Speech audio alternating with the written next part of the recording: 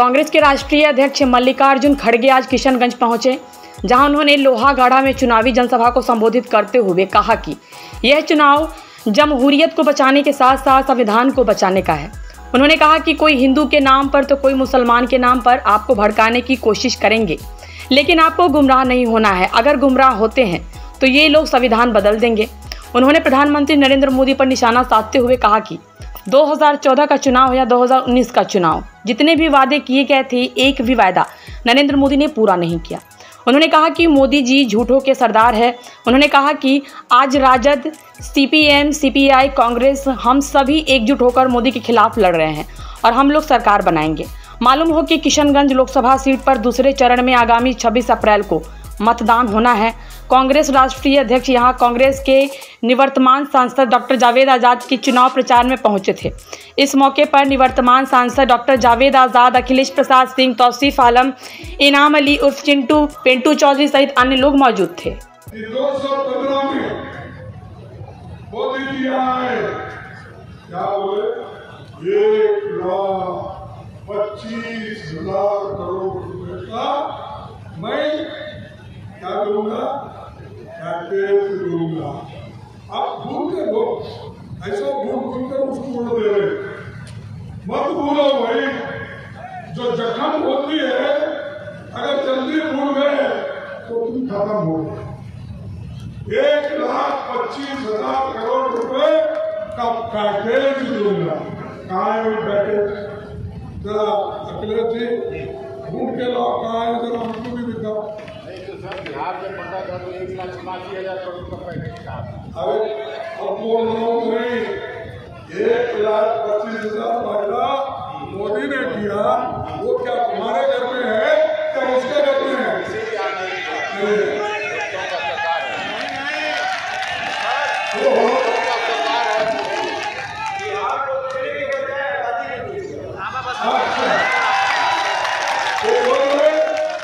बिहार को देने के लिए आजादी को दिया, लेकिन आजादी बोल रहा है कि जो आया तो मेरा चोरी हो गया, तो फिर बीजेपी को दिया। इलेक्शन के वापिस फिर बीजेपी को दिया। तो ये ऐसे लोग हैं, तो इसीलिए आप इससे दूर रहे। और आई बात हमारे नीतीश जी, अब हमारे प्रदेश में हमेशा बोलते हैं चाचा चाचा। अरे चाचा ने तो हमेशा हाथ दिया, इतना होकर दिया चाचा ने। आओ मस्जिद में प्रदेश को एक मीटिंग में बोला, भाई फिर एक बार तुम चाचा को मत बुलाओ, अब पूरा होता है घर में बिठा के खिलाना है, किसी एक चाचा को वापिस लाकर घर में बिठाएंगे, ऐसा मत बोलो। एक बार गया है उसको जाने दो, कोई फर्क नहीं पड़ता। जो आदमी अधूरा होता है, अधूरा उसूलों का होता है, वो सबसे डेंजरस होता है। क्योंकि कम से कम को बीजेपी की नीति मालूम होता है, क्या आइडियोलॉजी है बीजेपी का, आरएसएस का मालूम होता है। अब नीतीश का क्या आइडियोलॉजी क्या मालूम है, सिर्फ गलत बोलना, इधर से बोला वो से पटकन पर आया और गया।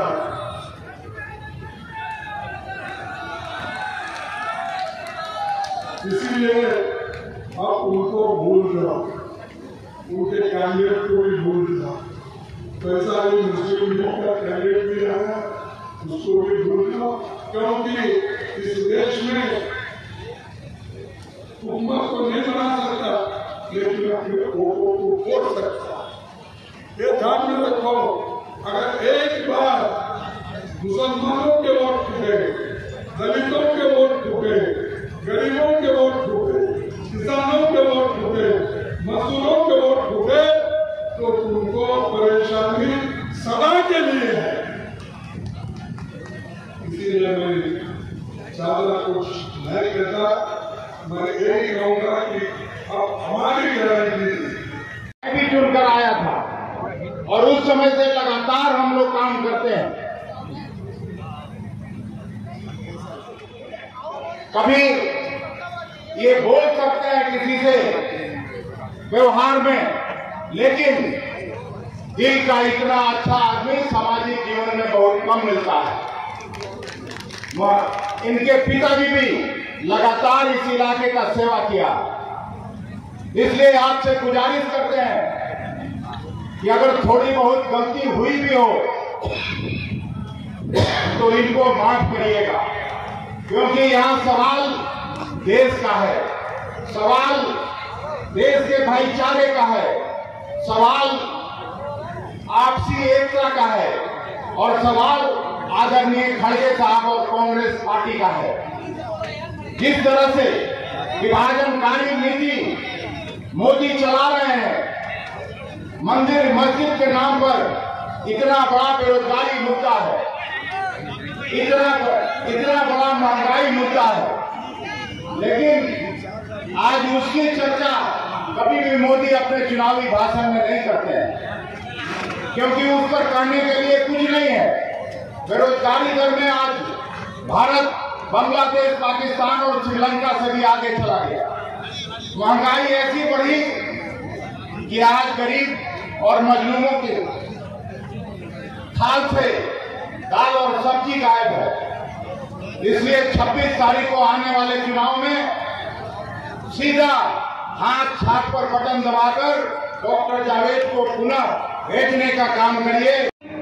जेडीयू वगैरह वगैरह 4-5 और पार्टियां हैं, एलजेपी, आप अगर उनमें से किसी को वोट देंगे तो उसका प्रधानमंत्री मोदी जी बनेंगे, जिनके खुलेआम हम जानते हैं 10 सालों में क्या बदहाली में ले आया हमारे आवाम को और हिंदुस्तान को, और ख़ास करके हमारे इलाके के लिए।